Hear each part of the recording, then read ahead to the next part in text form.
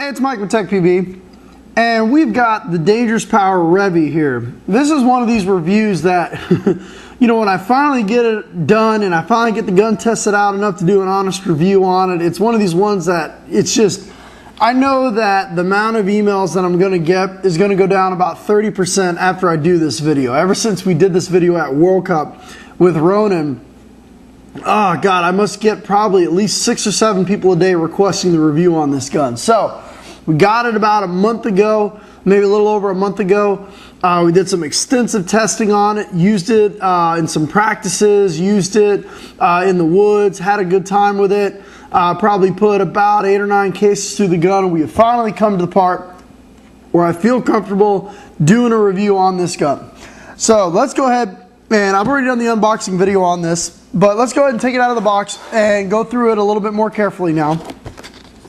Now, one of the reasons why I was, you know, really wanting to put this gun through its paces is because generally it's easy for companies that are making expensive guns to go and make a budget gun, okay? Because they, you know, they've got a good handle on the technology.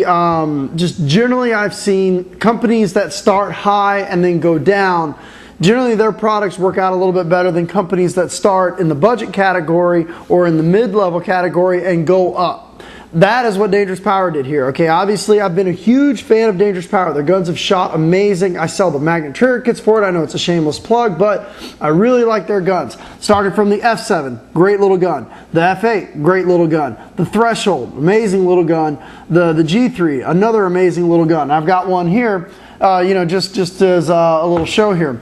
And all of those guns have run, you know, in the sub for maybe about the $500 range, I think, for the Threshold, you know, because it was a limited run.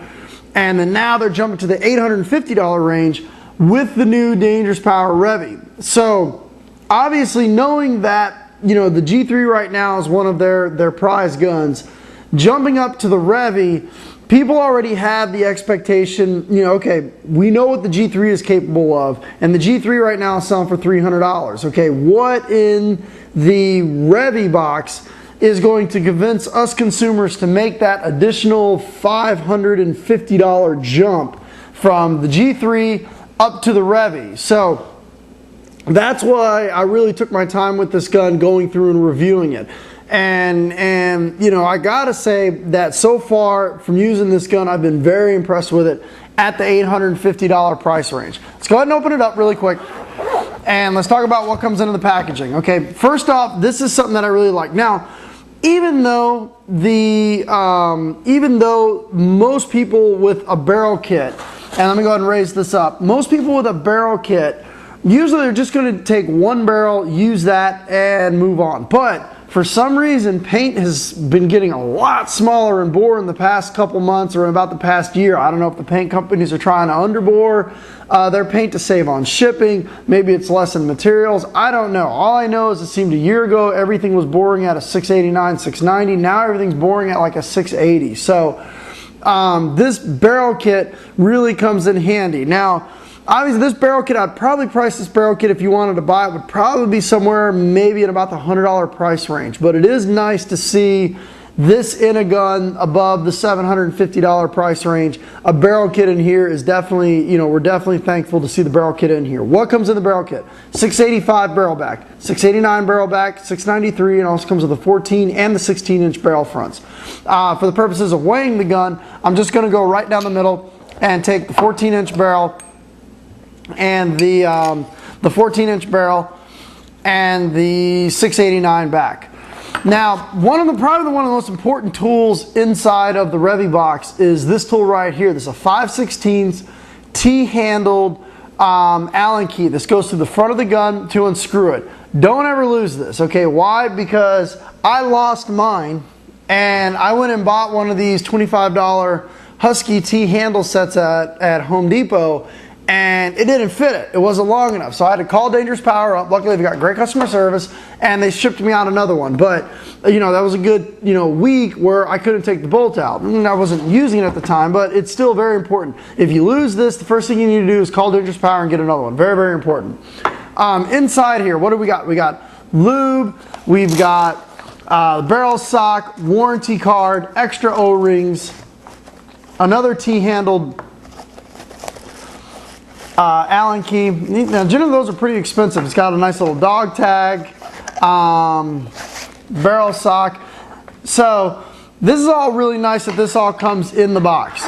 You know, great packaging. And something else that I'm really excited about is the full-on color manual that comes on here. This is really nice, very, very detailed, very well thought out colored manual. It even shows you how to take apart the solenoid, which I don't recommend you do under pretty much any circumstances. That's like open heart surgery on your paintball gun. You don't ever have to take apart your solenoid unless it just stops working or you get a piece of debris in there. But it even shows you how to do that. Full-on, you know, full-on flow chart on how to get through the manual, which is very important. I'm going to talk about the manual here in a little bit. But let's get the gun out here and let's put the barrel on it. And let's start talking about the gun just kind of in general. Now, if you read the manual, what it says here is that the gun kind of, they took some inspiration from the Ferrari Enzo, just kind of that swoop down front. That's what they took the inspiration from. Things you're going to look at, very low profile feed neck. This is very nice. See-through window, which is kind of cool. I don't think, you know, there's really no other paintball gun out there that has a see-through window. It's got the switchblade trigger, which I'm going to talk about here in a little bit. And probably one of the best ASAs that come on any stock gun on the market right now. It's the RAPS ASA, which means Rapid Air Pressurization System. Basically, you screw your tank in, push that down, and you air it up. To degas your gun, you just flick it open like that. It's amazing ASA, very, very well thought out, and it works great. Some cool things about Dangerous Power that a lot of people don't know about. Dangerous Power actually has the patent on the clamping feed necks. I did not know that until I talked to Tommy over at Dangerous Power. They actually own the patent on clamping feed necks, which is really, really cool. And also, this dump valve design, they have the patent on that also. So you'll see there are a couple other companies that are out there that have a dump valve design that are infringing on their patent. And you know, there's definitely some legal ramifications to that. This dump valve design, which you can see, which is on a couple different guns that are out there. I believe the Geo is using it. I believe the Regency Chrome is using it. I'm trying to think. I think those are the only two off the top of my head I can think of that are using this dump valve system. That is patented by Dangerous Power. So it's definitely always nice to know who invented the technology, who took the time to patent it, who took the time to perfect it, and definitely Dangerous Power has done a great job with this. Now, the switchblade trigger. This is probably one of the first little sticking points that I've seen with this gun. It runs off of an attraction magnet. So basically what happens is the magnet is in the front of the trigger frame, and as you pull the trigger away from the magnet to click the micro switch, you'll feel the tension get less and less and less. You have to be very careful when you're setting up the trigger on the Dangerous Power Revy, because if you set it up too loose, then what happens is as you pull the trigger, as it pulls the screw away from the magnet, there's not going to be any magnet tension there. So I'm not a big fan of that kind of design. It brings me back memories to my Carnivore, which was, you know, I had the E1 trigger frame on it, and it was that same kind of magnet, that breakaway magnet.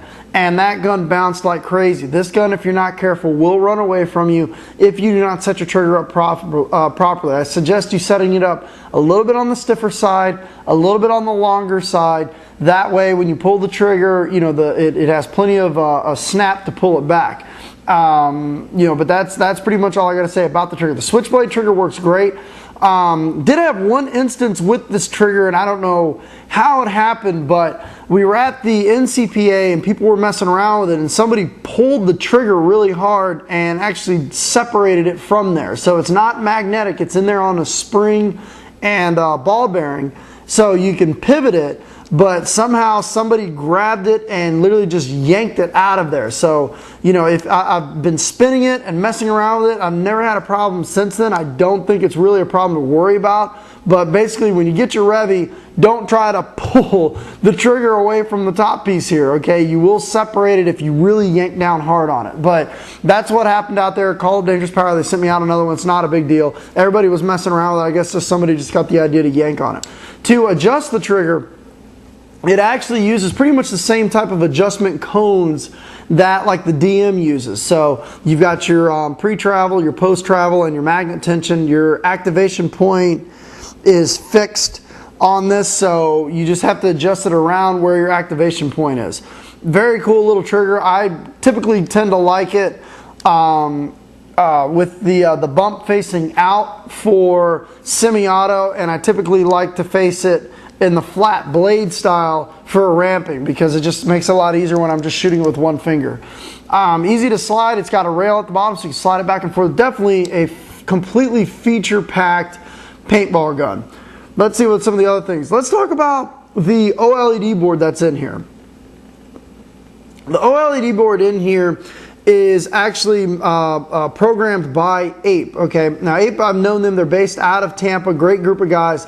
They do things a lot differently than the traditional paintball board manufacturers that are out there. Okay, all the board manufacturers over here, and Ape is somewhere over here. Okay, they just do things differently. And basically what I'm trying to say is that this board has a very steep learning curve. Probably the steepest learning curve I've ever seen out of any paintball board that's come on any paintball gun yet. Very, very steep learning curve. It is going to take you quite a few days of practicing, messing around with it, calling Dangerous Power if you have any questions, going back and messing around with it in order to get the hang of it. You know, I've got a really good handle on this board, but it's definitely got a learning curve. It gives you more adjustments and more things to tinker with and more things to mess around with than any other board that I've ever seen out there. Something else about the board too, and you know, this is up to your own moral judgments or whatever.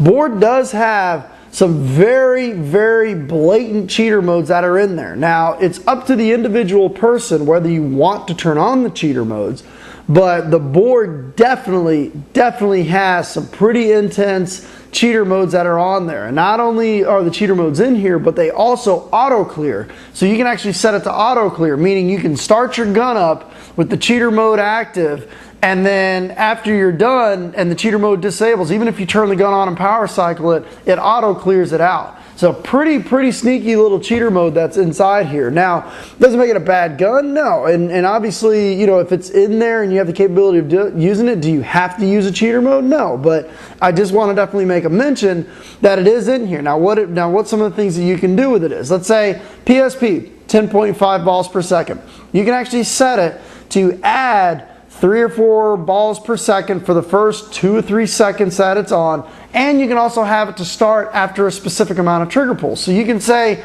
after the 6th trigger pull, I want it to add 5 balls per second for 3 seconds and then auto clear, and then when you power cycle the gun, it won't do that again. So basically, first 6 seconds I go up, I chrono the gun, chop, chop, chop, chop, chop, I shoot a couple times, I'm still, you know, okay. Then the game starts, the gun ramps up to like 16 balls per second for 3 seconds, then goes back down to 10.5. If the ref goes and pulls the gun, power cycles it, there's nothing there. It still shoots at 10.5 seconds. You can also do it in semi-auto. You start the game off in XL, 13, 14 balls per second.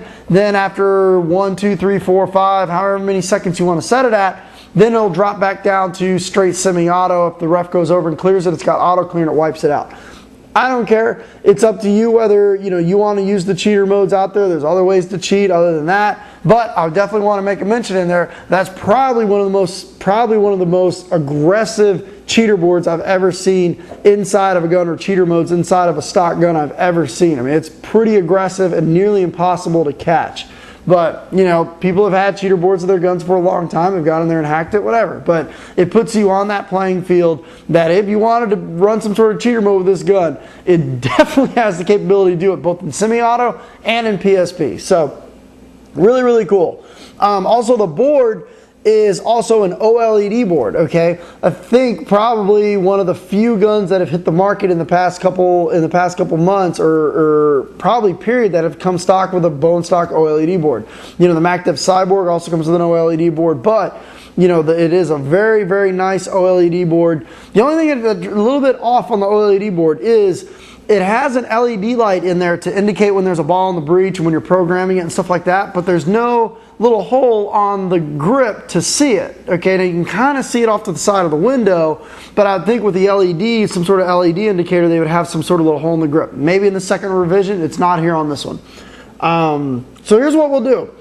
Let's go ahead and bring the camera in a little bit closer. We're going to take the gun apart really quick. Very, very simple. We'll put in the silver window. We'll take apart the regulator really quick. And then what we'll do is we'll take it out and do an efficiency test and come back for the first thing we'll do is unscrew the barrel. Now, I had somebody one time call in on TechPB Radio asking about, you know, is it possible for the T-handled Allen key to scratch up the breech when you're trying to put it down there? Honestly, I don't see really how that's even possible because, you know, as soon as you put it in there, it just goes inside of the bolt. So, you know, I mean, unless you're like trying to, you know, use a hammer and try to hammer it out the gun, I really don't see how it's possible to scratch up the breech if you just take the Allen key and just drop it into the gun. You know, so, but if somebody one time called in on TechPB and asked, you know, would you see, you know, putting the Allen key in through the front being a problem? But I really don't. I mean, people have been doing worse than this with their shockers for years, trying to hammer out the bolt and the firing can and this, that, and the other. You don't have to do any of that with this. All you do is just take it, drop it right down the center. There you go. And then all you do is just, you know, you tighten it and you screw it right out the back. So there it goes. Now once it comes out, the dump valve is one of the easiest bolts, easiest guns to maintain ever. I mean, there's nothing to this bolt whatsoever. If you're, you know, mechanically inclined, which a lot of paintball players are, you know, there's nothing to this bolt whatsoever. You got the back cap and the bolt, and that's it. And basically how it works is air comes in here, fills across the top. When it shoots, it pops out and all the air goes around the dump valve, boom, right out the bolt, and then the solenoid comes and closes it back up again. Very, very simple. Absolutely nothing to this bolt whatsoever. You got 1, 2, 3 O-rings, 4 O-rings. That's it. 4 O-rings. So, you know, very easy to lube. Basically all you do, take whatever your favorite lubricant is or the Dangerous Power lube that comes in it. You know, give it a nice little coat. It's on the O-ring there, a little bit across the back here on the inside. Put it back together. That's it. You just maintained your bolt. Okay, so to reinsert the bolt, just put the little clear window back in there. Slide the bolt back in. Take the Allen key, slide it in through the front. You're basically unscrewing it but putting the gauge back in. And then just give it a nice little snug. And you're good to go. I definitely recommend, you don't have to tighten this too hard, but definitely give it a good little snug. There we go. Now what we'll do, let's go ahead and take apart the regulator.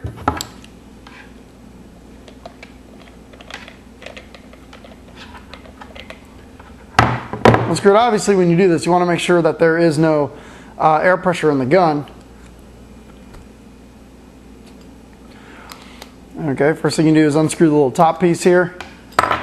That pops off. Now this is mostly all you have to do here is just unscrew this top piece. Let's go ahead and drop out the piston. Okay, it's almost done. There it goes. Out comes the piston. This is about all you really truly have to service on the gun. You can take off the swivel if you want to and take out the adjustment nut, which has got the reg seat down at the bottom. But this is the biggest part that you have to service. That's all you got to do here. Take a little bit of lubricant, put it on your O-ring, put it on that O-ring, maybe take it on the inside here, just clean it all up, make sure there's no dirt or anything. Take it, put it back into the regulator.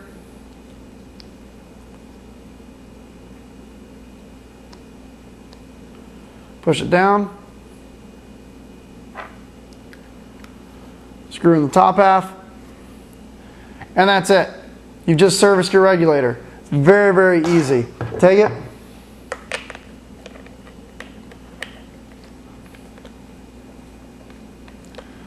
Screw it back into the gun.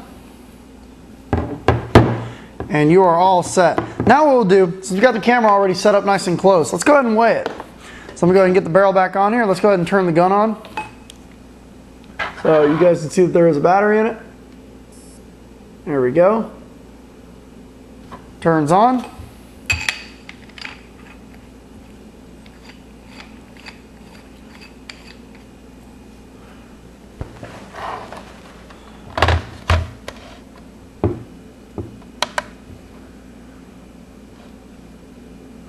Okay, we're zeroed out.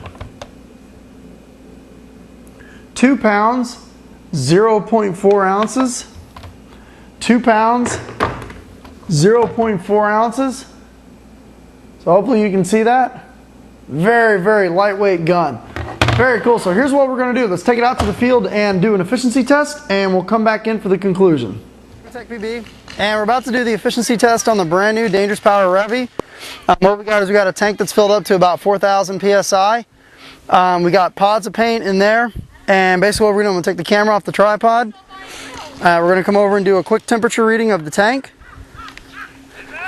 And a lot of people ask, why do you do a temperature reading of the tank? Well, the reason why is the first time I started doing this, people started asking, well, what's the temperature of the tank? So let's see what the temperature is of this tank. It is summertime, so it's a little hot outside. 121 degrees is the temperature of the tank. Let's take a look at the gauge. Hopefully you should be able to see that the gauge is sitting just under 4,000 psi. So let's go ahead and set the camera up here. What we're going to do is we're going to shoot a couple over the chronograph. Go ahead and turn it on. And now what we're going to do is we're going to load up our first pod.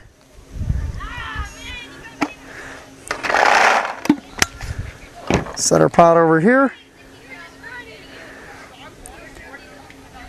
And turn on our loader.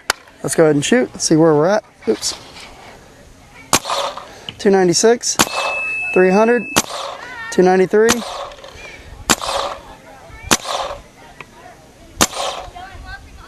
So you should be able to see that. So it looks like we're sitting right around about 290 feet per second. So let's go ahead and set the camera back up.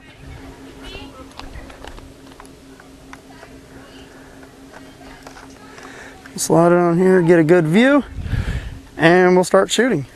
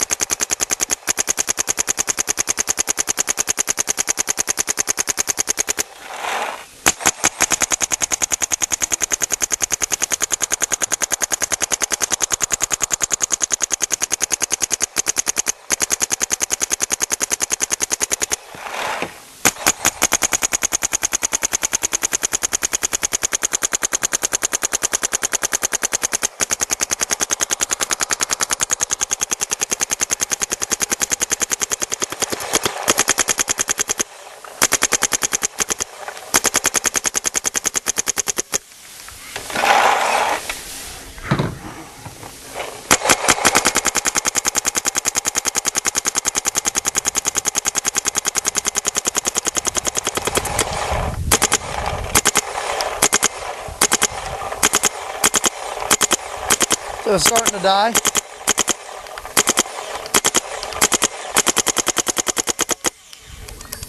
Well, let's see how low we can take this. Looks like we're sitting probably just under 100 psi right now, so let's keep trying.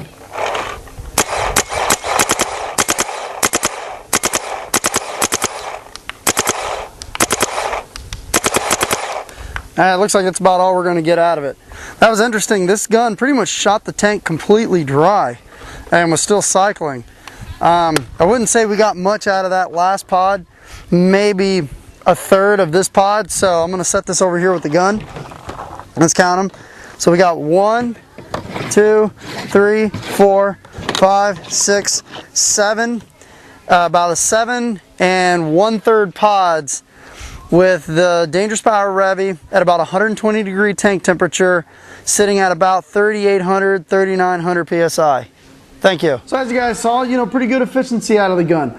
I will conclude the video by saying that this gun's a little bit deceiving when you actually shoot it, okay? It feels and looks like a spool valve, but when you shoot it, it actually shoots a lot like a poppet. Just in terms of how it shoots. It's, when I'm out there, when I have it in my hand, I'm like, okay, yep, this is a spool valve gun all the way. But then when you're shooting it, it just feels like a poppet. So just the way in its sound signature and stuff like that. So when you purchase this gun, it's not that that you get with a poppet valve. It's a very clean, crisp pop, pop, pop that you get. It probably has a lot to do with how fast this bolt cycles. But, I gotta say, I really think Dangerous Power just really hit it out of the park with the Revy. I mean, look at all the features that you get with this gun for $850, okay? Great packaging, great manual, barrel kit, interchangeable trigger. You don't like the blade style? Go with the Sith style. It's got a cool little reg on it. The gauge in the back, which is so ingenious. It just, there's no gauges on the side. You don't have to put in a pressure tester or anything like that. You got the gauge right in the back. Set your pressure exactly where you need it. It's got a great clamping feed neck. Holds on for dear life to the loaders. It's got a RAPS ASA OLED board. Even's got cheater modes in it if you want to have fun with those. The see-through window, which is just, it's a cool little gimmick. I love the little see-through window. You can see your bolt firing when you're going. As what Kitty said, that gun is a little too distracting for her. If you're one of the people that have, OCD, where as you're shooting, I mean, you definitely see the bolt going back and forth when you're shooting it. You see the gauge, fluttering a little bit when you're shooting it. But I really think Dangerous Power knocked it out of the park with this for $850. This gun is absolutely loaded with features. Many of the other guns in that price range do not have half the features that this gun does. From all the times that we shot it, we did not break a single ball. The eyes work great. The Delrin detents work great. They're spring loaded.